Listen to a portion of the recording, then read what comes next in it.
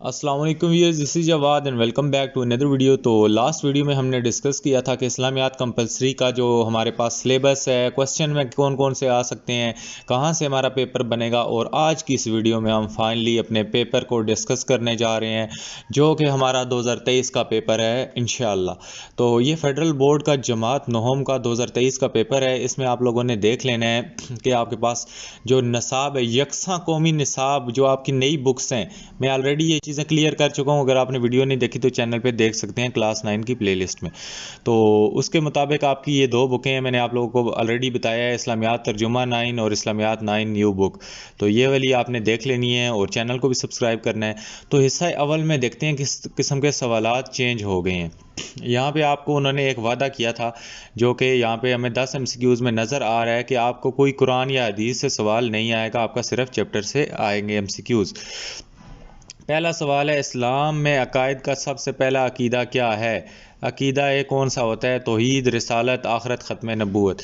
तो सबसे पहला होता है तौहीद, ही आई थिंक सो होता है कि अल्लाह ताला पे हमने ईमान लाना है, और उसके बाद रिसालत होता है, उसके बाद हमने आखरत पे ईमान लाना होता है, और उसके बाद ख़त्म नबूवत, उसके बाद क़यामत के दिन पे होता है। ये 4 अकायद थे, हम पढ़ते थे।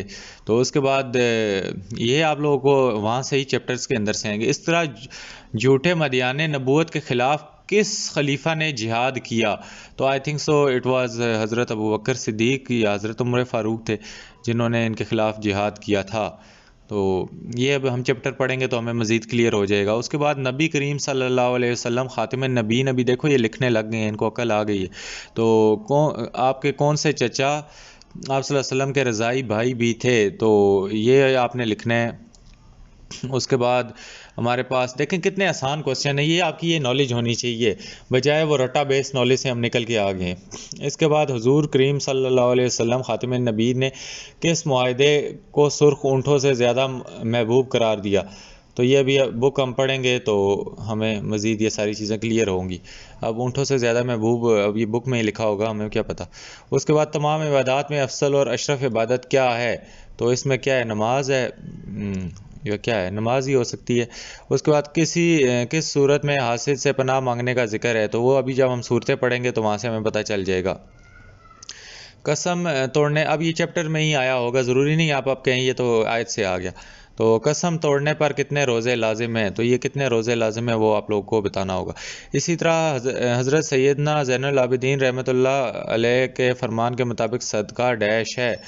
सदका के अल्लाह के अज़ाब को ठंडा करता है, रिज़्क़ में इजाफ़ा करता है, तंगी दूर करता है, आई थिंक सो तंगी दूर कर देता है। और उसके बाद ख्वाजा निज़ामुद्दीन औलिया रहमतुल्लाह का मज़ार किस शहर में है? तो ये मुल्तान में तो नहीं है कहीं, ये अजमेर में है। अजमेर दिल्ली ये भूल ही गए हैं, मिक्स हो जाते हैं, वो काफ़ियों के मज़ार होते हैं।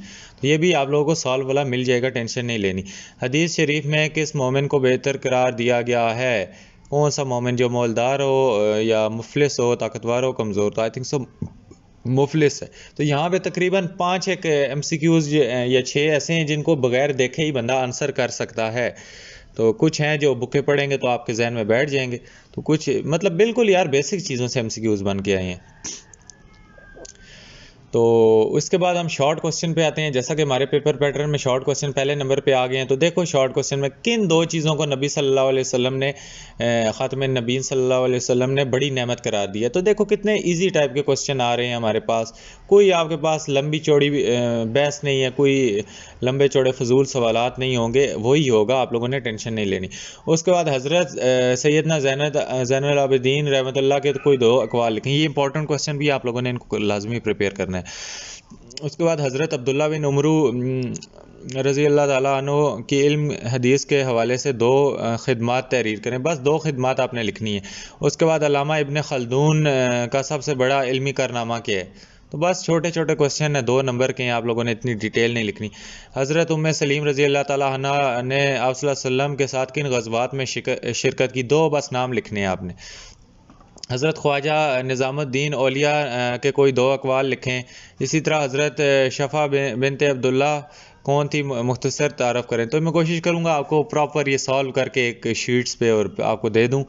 تو فی الحال آپ لوگوں کو کم از کم سوال تو پتہ ہونے چاہیے تھے، اس لیے میں نے کہا یہ ڈسکس تو کرنا لازمی ہے آپ لوگوں کے ساتھ. ایک ہاٹ چیز ہے پوری مارکیٹ میں نکل کے سب سے پہلے آئی تھنک سو میں یوٹیوب پہ آپ کو بتا رہا ہوں. اس کے بعد کوئی سے 2 سوالات حل کریں تو یہاں پہ ہمارے پاس وہ قرآن مجید کا تعارف اور وہ سارے سوالات الوداع ہو گئے. بڑے اچھے ہم لوگوں کو آتے تھے، ایک ایک لفظ ابھی بھی مجھے اگر میرا آپ پوچھیں تو ہم نے بھی وہی کتاب پڑھی تھی، تو بہت ہیڈنگز پہ ہیڈنگ ایگزیکٹ کاپی پیسٹ رٹے لگے ہوئے تھے سارے، اتنی اچھے طریقے سے حدیث کی ہیڈنگز اور سب کچھ ابھی بھی کافی کچھ یاد ہے. تو اس کے بعد یہاں پہ کوسچن چینج ہو گئے ہیں، وہی ہے پیٹرن وہی ہے لیکن کوسچن چینج ہو گئے ہیں. توحید کا مفہوم لکھیں اور اس کے انسانی زندگی پر اثرات. امپورٹنٹ اس میں سے میں آپ کو بتاؤں گا، امپورٹنٹ کچھ ہی کوسچن ہوتے ہیں وہ آپ کو انشاءاللہ بتاؤں گا. اسلامیات میں لاسٹ ٹائم یہ ہمارا گیسٹ 99% ایکوریٹ تھا، تو انشاءاللہ اس بار بھی اسلامیات میں اچھا ہی ہوگا. اس کے بعد نبی کریم صلی اللہ علیہ وسلم کے ذوق عبادت اور خضوع پر روشنی ڈالیں، خشوع و خضوع. اس کے بعد حسد کے بارے میں قرآن و سنت کی تعلیمات بیان کرے. تو یہ ہمارے پاس شارٹ کوسچن آئیں گے، پھر لانگ کوسچن آئیں گے، کچھ پیٹرن یوں ہو گیا. پھر ہمارا امپورٹنٹ آئے گا حصہ 14 نمبر کا آئے گا. اس میں سے آپ کے پاس 5 آیات آئیں گی اور 3 کرنی ہوں گی. اب یہاں پہ کوئی ایک اور چیز چینج ہو گئی ہے کہ درج ذیل آیات پڑھیں اور ان میں سے کوئی سی 3 کے آخر میں دیے گئے سوالات کے جواب دیں. اب یہاں پہ تو کچھ اور ہو گیا. آئی تھنک ترجمہ آپ کو نیچے دے دیا گیا ہے. پہلے ہم نے ترجمہ لکھنا ہوتا تھا، اب ترجمے والا بھی آپ سے یار ان لوگوں نے لے لیے، نیچے آپ کو ترجمہ بھی دے دیا ہے. یہ اگر انہوں نے ترجمہ دے دیا تو بہت اچھی بات ہے، اور آئی تھنک سو یہ کوسچن پیپر یہ تو دیا ہے انہوں نے ترجمہ. تو یہاں پہ آپ لوگوں کو نیچے اب آیات آپ لوگوں نے پڑھ لینی ہے، اوپر سے میں اس کا ترجمہ پڑھتا ہوں. اور جس نے اپنا چہرہ اللہ کے سامنے جھکا دیا اور وہ نیک بھی ہو، یقیناً اس نے مضبوط سہارے کو تھام لیا اور تمام کاموں کا انجام اللہ کی طرف سے ہے. تو اس میں وہ کہتا ہے کہ العروۃ الوثقیٰ کا معنی تحریر کریں. کس شخص کو محسن قرار دیا گیا ہے؟ مضبوط سہارا سے کیا مراد ہے؟ تو یہ دیکھو وہ ورڈ کدھر ہے، یہ ہے وہ بالعروۃ الوثقیٰ. تو یہاں پہ مضبوط سارا، تو یہ ہم ساتھ ساتھ پڑھیں گے. آپ کو اس کی بک بھی ابھی آ جائے گی جس کے نیچے پراپر لکھا ہوگا، تو اس سے آپ کو میننگ پتہ چل جائے گا. یہاں پہ ترجمہ دیا ہوگا تو آپ ایگزیکٹ اس کو پوائنٹ کر لو گے. کس شخص کو محسن قرار دیا ہے؟ اس شخص کو کہ جس نے اللہ کے سامنے اپنا سر جھکا دیا. تو کوسچن کے تینوں کے آنسر یہاں پہ اندر ہی ہوں گے. اس کے بعد مضبوط سہارا سے کیا مراد ہے؟ مضبوط سہارا کا مطلب ہے اللہ تعالیٰ کا سہارا، جس نے اللہ تعالیٰ کی رسی کو مضبوطی سے تھام لیا اور تفرقے میں نہ پڑا. تو یہ وہ رسی کس کی؟ اللہ تعالیٰ کی ہے. مضبوط سہارا کون ہے؟ اللہ تعالیٰ کے علاوہ کون ہو سکتا ہے؟ اس کے بعد یہاں پہ دوسرا آتا ہے، اس میں یہ ہے کہ اللہ کی تخلیق. تو تم مجھے دکھاؤ کہ کیا پیدا کیا انہوں نے جو اللہ کے سوا ہیں بلکہ ظلم و واضح گمراہی میں ہیں. وہ کہتا ہے یہ ہے اللہ کی تخلیق، تو تم مجھے دکھاؤ کہ کیا پیدا کیا انہوں نے جو اس اللہ کے سوا ہیں بلکہ ظالم. وہ کہتے ہیں کہ یہاں پہ جو کفار تھے وہ اللہ تعالیٰ نے جتنی چیزیں پیدا کی تو اللہ تعالیٰ کی تخلیق جو ہے ان جیسی تخلیق وہ لوگ نہیں کر سکتے. تو یہاں پہ ضلال المبین کے معنی آپ کو اسی طرح پہلا کوسچن آپ کے پاس معنی والا آ سکتا ہے. اس کے بعد اس آیت میں رد شرک کے سلسلے میں کیا دلیل دی گئی ہے؟ تو یہ دلیل یہی والی دی گئی ہے کہ وہ لوگ کیا ہو گئے ہیں؟ گمراہ ہو گئے ہیں. وہ کہتے ہیں ہم بھی یہ کر سکتے ہیں، حالانکہ اللہ تعالیٰ کی جو قدرت ہے وہ کوئی نہیں کر سکتا. اس کے بعد کہتا ہے کہ اور ہماری مثالیں بیان کرنے لگا اور اپنی پیدائش کو بھول گیا. یہ پراپر آیات ہم پڑھیں گے، میں کوشش کروں گا کہ ہم اس بک کو پڑھیں. تو یہ نئی چیزیں ہیں، ظاہری بات ہے ابھی ہم نے بھی حفظ تھوڑا ہی کیا ہوا ہے، تو تھوڑی یہاں پہ ڈیفیکلٹی آپ کو بھی ہوگی، ہمیں بھی شروع میں ہوگی، لیکن انشاءاللہ اس کو ہم پڑھیں گے تو ہمارے مائنڈ وہاں سے کلیئر ہو جائیں گے، بیس بن جائے گی.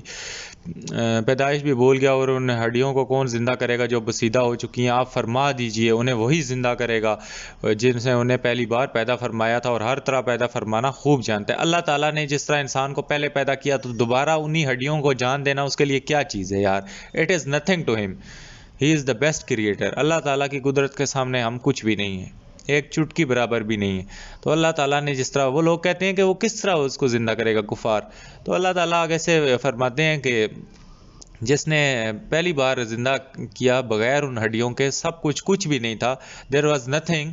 تو اب ایک انسان پیدا ہوا ہے تو ایک چیز، بنی ہوئی چیز کو دوبارہ بنانا کون سی مشکل کام ہے. اس آیات میں منکرین آخرت کے شعبات کا ازالہ کیا. اب یہاں پہ ایک چیز نوٹس کرنے کی، یہاں پہ ایک کوسچن ہے اور ٹوٹل 3 نمبر کا ہے. تو تیسرے کوسچن میں آپ کو یہ ہنٹ مل گئی کہ آپ کے پاس ایک ہی کوسچن آئے گا اور 3 نمبر کا ہوگا. یہاں سے 3 نمبر آپ اٹھا سکتے ہو کہ منکرین آخرات یہی شبہ ظاہر کرتے تھے کہ اللہ تعالیٰ کیا موت کے بعد ہمیں نہیں اٹھائے گا؟ یہ تو جھوٹ ہے، آخرت والا کانسیپٹ جھوٹ ہے. لیکن اللہ تعالیٰ فرماتے ہیں جس نے پہلی بار پیدا کیا تو اس کے لیے مشکل ہے کوئی دوسری بار پیدا کرنا. تو یہ سین ہے یہاں پہ. اس کے بعد ہمارے پاس یار یہ بہت اچھا سین ہو گیا آپ لوگوں کے لیے کہ یہ آپ لوگوں کو کوسچنز یہاں سے آ گئے ہیں. اس کے بعد یہ ہے کہ آپ تو صرف اسی کو خبردار کر سکتے ہیں جو نصیحت کی پیروی کرے اور رامن کے بغیر دیکھے ڈرے، بس آپ اسے خوشخبری دیجئے مغفرت اور عزت والے اجر کی. وہ کہتا ہے کہ آپ لوگ اسی کو خبردار کر سکتے ہیں جو نصیحت کی پیروی کرے، جو اللہ تعالیٰ کی نصیحت کی پیروی کرے، جس پہ ہدایت کی سرچشمے کھلے ہوں، جس کی آنکھوں پہ پٹی بنی ہو، سمن بکمن ہو، اس کے اوپر کوئی اثر نہیں ہوتا. اور جو لوگ جن پہ جو نصیحت کو لے کے پیروی کرتے ہیں وہ ان کو خوشخبری دیجئے کہ مغفرت اور عزت والی ان کے لیے اجر ہے. تو یہاں پہ ایک معنی آپ نے لکھنا ہے اس کا. اور اسی طرح اس آیات میں مغفرت اور اجر کریم میں بشارت کن لوگوں کے لیے؟ انہی لوگوں کے لیے جو اللہ تعالیٰ کی باتوں کی پیروی کرتے ہیں، ان نصیحات پہ جو قرآن نے ہمیں نصیحتیں کی ہیں، وہ اللہ تعالیٰ کی نصیحتیں ہیں. تو ان پہ جو لوگ عمل کرتے ہیں ان کے لیے خوشخبریاں ہی خوشخبریاں ہیں، بشارت ہی بشارت ہے. اس کے بعد آخری ہم دیکھ لیتے ہیں، یہ کتاب جو ہم نے آپ پر نازل فرمائی ہے بہت بابرکت ہے تاکہ لوگ اس کی آیاتوں میں غور کیا کریں، عقل مند لوگ اس سے نصیحت حاصل کر سکے. تو قرآن مجید میں غور و فکر دانا عقل مند لوگوں کے لیے بہت کچھ ہے. آپ لوگ اگر اس میں غور و فکر کریں تو آپ لوگ بہت آگے جا سکتے ہیں، بہت آگے. ہم لوگوں کا مسئلہ کیا ہے؟ ہم بس رٹا لگا کے پڑھ لیتے ہیں ثواب کے لیے، نہ کبھی ترجمہ دیکھ کے پڑھتے ہیں. بس ہم نے یہ آیتیں پڑھنی ہے جن کا ہمیں مطلب پتہ ہی نہیں ہے کیا ہے، بس ثواب کے لیے پڑھ رہے ہیں. تو میں آپ لوگوں کو یہی چیز ریکمینڈ کروں گا کہ آپ قرآن پڑھیں، بے شک ایک لفظ پڑھیں، ایک لائن پڑھیں، اس کا ترجمہ پڑھیں اور اس کو کوشش کریں ایک لائن کو عمل کریں، پھر دوسری لائن پڑھیں. تو ہم ثواب کے چکر میں کیا کرتے ہیں، یہ ساری آیتیں اوپر پڑھ لیتے ہیں رٹا لگا کے، ایک فلو میں پڑھتے جاتے ہیں، پتہ ہوتا نہیں اندر وہ آیتیں کیا رہی ہیں، کیونکہ عربی تو ہمیں نہیں آتی. تو نیچے اللہ کے بندوں ترجمے میں بے شک پڑھ لیا کرو. وہاں پہ جہاں پہ ایک رکوع ختم کرنے کے چکر میں لگے ہوتے ہو وہاں پہ بے شک ایک لائن پڑھ لیا کرو، لیکن ترجمے کے ساتھ پڑھ لیا کرو تاکہ آپ لوگوں کو اس میں غور و فکر ہو، نصیحت حاصل ہو. قرآن مجید اس لیے ہے، آپ لوگ ثواب کے چکر میں ہی اس کو پڑھنا شروع کر دیتے ہو. تو بیچ میں میں بھی اسی میں انکلوڈڈ ہوں، یہ نہیں آپ کو میں بول رہا ہوں، لیکن ہمیں اس طرح پڑھنا چاہیے. تو میری بھی کوشش ہوتی ہے کہ جب بندہ پڑھے تو اس کو کیا کرے، ترجمے کے ساتھ پڑھے، کیونکہ وہی رٹا لگا کے ثواب کی وہی لالچ. تو اللہ تعالیٰ کو یہ ساری چیزیں نہیں پسند. آپ لوگوں نے کیا کام کرنا ہے، اس کو ترجمے کے ساتھ پڑھنا ہے تاکہ آپ لوگوں کو اس میں غور و فکر جیسی چیزیں، عقل مند لوگوں میں آپ لوگ شمار ہوں، آپ اس سے نصیحت حاصل کریں. جب آپ لوگ عربی پڑھو گے تو کیا آپ کو نصیحت حاصل ہوگی. اس کے بعد اس آیات میں قرآن کریم کی کون سی صفات بیان کی گئی ہیں؟ تو یہاں پہ صفات یہی ہیں کہ قرآن مجید کے اندر بہت ساری صفات ہیں، عقل مند لوگوں کے لیے بہت سارے کلوز ہیں، بہت ساری ہنٹس ہیں. وہ لوگ اس کو غور و فکر کر کے بہت اس سے آگے جا سکتے ہیں، اس پہ ریسرچ کر سکتے ہیں اگر وہ صرف اس کو پڑھیں اور سمجھ کے پڑھیں.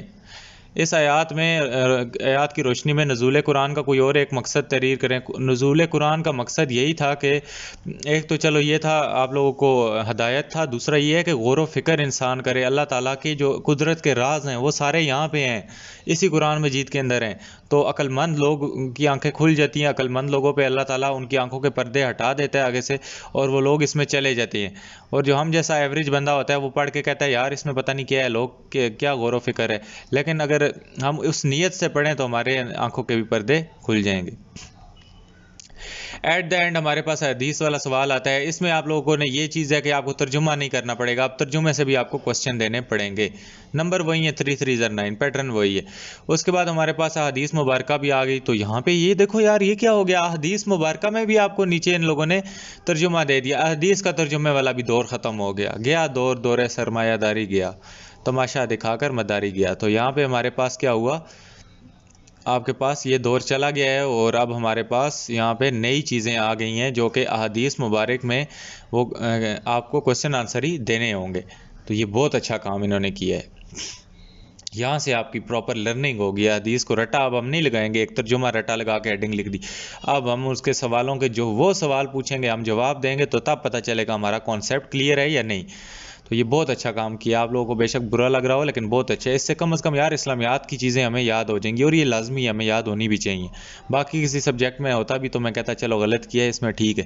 تو جو چاہتا ہے اس کے رزق میں وسعت کی جائے اور اس کی عمر لمبی ہو، تو صلہ رحمی اپنے رشتہ داروں کے ساتھ کیا کرو، اچھا سلوک کرو، تو آپ کے رزق میں کیا ہوگا، خود ہی وسعت آ جائے گی. اس حدیث مبارکہ میں صلہ رحمی کے ثمرات تحریر کریں. ثمرات کا مطلب ہے فائدے. اس کے بعد اس حدیث مبارکہ میں ہماری عملی زندگی سے تعلق واضح کریں. عملی زندگی سے یہی تعلق ہے کہ ہم کیا کرتے ہیں اپنے رشتہ داروں اور جو بھی ہمارے ساتھ کوئی برا کرے تو ہم بھی اس کو برا سوچتے ہیں, کہتے ہیں یار اس میرے نال ایک کیتا تھے, ہم بھی اس کے ساتھ غلط کریں گے, وہ تو ہیں ہی ایسے, یہ ہے وہ ہے. تو جو جیسا بھی آپ کو اس کے ساتھ کیا کرنا چاہیے, اچھا کرنا چاہیے. بے شک وہ برے ہوں لیکن پھر بھی ہمیں کیا کرنا چاہیے, اچھا کرنا چاہیے. یہی والا کانسیپٹ ہمیں قرآن مجید دیتا ہے اور آپ صلی اللہ علیہ وسلم کی پوری زندگی سے ہمیں یہی ملتا ہے کہ کفار نے ان پہ پتھر مارے, سب کچھ کیا, فرشتہ ان کے پاس آ گیا لیکن انہوں نے پھر بھی کیا کہا, ان کو معاف کر دیا. تو یہاں پہ اس کا ترجمہ پہلے آپ نے چھوٹا سا کرنا ہوگا, یہ ایک لائن انہوں نے بیچ میں سے نکال دی ہے. اسی طرح کس عمل کو خیانت قرار دیا, تو اس کو ہم پڑھ لیتے ہیں. جس شخص کو کسی نے علم کے بغیر فتویٰ دیا تو عمل کرنے والا کا گناہ فتویٰ دینے والے پر ہوگا. جس نے اپنے بھائی کو ایسا مشورہ دیا جب اسے علم تھا بھلائی کے علاوہ تو اس نے خیانت کی. تو اس کا یہی مطلب ہے کہ یار فار ایگزامپل کوئی بندہ آپ سے پوچھتا ہے کہ یار یہ اسلام میں ٹھیک ہے یا غلط ہے, تو آپ نے کہہ دیا ٹھیک ہے, حالانکہ وہ کیا تھا, غلط تھا.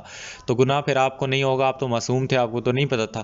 تو جو آپ کو پتہ ہی نہیں تھا گناہ ہے تو وہ آپ نے گناہ کر دیا, تو اس سے آپ کو اللہ تعالیٰ اس کی سزا آپ کو نہیں دے گا, اس کی سزا اس کو دے گا جس کو پتہ تھا, جس نے آپ کو پتہ ہونے کے باوجود کہا کہ یار نہیں یہ تو ثواب ہے. جس طرح طالبان ہوتے ہیں وہ ان کو کہہ دیں, ان کو پتہ ہوتا ہے کہ جنت میں نہیں جائیں گے قتل کر کے, لوگوں کو بلاسٹ کر کے, لیکن وہ ان کو کیا کہتے ہیں, آپ لوگ جنت میں چلے جاؤ گے. اب وہ لوگ تو جنت میں چلے جائیں گے جنہوں نے بیچارے معصوم بچوں جن کا برین واش ہوا, لیکن وہ جو لوگ پیچھے کام کروا رہے ہیں سارے قصوروار اس حدیث کے مطابق وہ ہیں.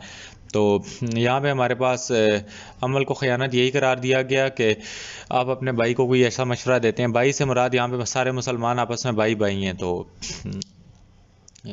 آپ اس کو غلط مشورہ دیتے ہیں جو کہ بھلائی کے علاوہ ہو, غلط ہو, اور آپ اس کو کہتے ہیں یار ٹھیک ہے کر, کوئی مسئلہ نہیں ہے, ٹھیک ہے کوئی نہیں ہوتا, تو وہ سارا نقصان آپ پہ جائے گا, سارا گناہ آپ پہ جائے گا. اس کے عملی زندگی سے یہی تعلق ہے کہ ہم اپنے فائدے کے چکر میں کیا ہوتے ہیں, لوگوں کو غلط مشورے دیتے ہیں اور غلط راستے دکھاتے ہیں, تو اس سے کیا ہوتا ہے, گناہ ہماری طرف آ جاتا ہے. تو یہاں پہ غور و فکر کرنے کی بھی ضرورت ہے. تو مجھے بھی لگتا ہے پہلی بار اس اسلامیات نے آپ کو بھی تھوڑا چونکایا ہوگا. This is again a very good initiative. تو اس سے آپ کو کافی نالج ملے گا, کافی لرننگ ملے گی آپ کی. ایس ایل اوز بیسڈ یہاں پہ فیڈرل بورڈ میرے خیال سے سکسیزفل ہو گیا ہے. تو امید ہے آج آپ کو یہ ویڈیو اچھی لگی ہوگی, اور یہ نیا آپ کو ایک لرننگ بیسڈ ہے. میں خود اس کو جب آپ کو ایکسپلین کر رہا تھا تو ایک ایسا ماحول لگ رہا تھا جس طرح ہم کچھ نیا سیکھ رہے ہیں. تو آپ کو بھی امید ہے ایسا ہی فیل ہوا ہوگا, اور اسلامیات آپ کو آنی چاہیے کیونکہ ہم دن بدن دور جاتے جا رہے ہیں ان چیزوں سے. تو جو ٹیکنالوجی اور یہ موبائل ساری چیزیں آ گئی ہیں, تو آپ لوگوں کو اس چیز کے اوپر بھی فوکس کرنا چاہیے. ملتا ہوں کسی اور ویڈیو میں. اگر کوئی بھی کوشچن ہے تو پوچھ لو, آلریڈی میں باقی بکس اور پیپر پیٹرن ایکسپلین کر چکا ہوں. اللہ حافظ, ٹیک کیئر.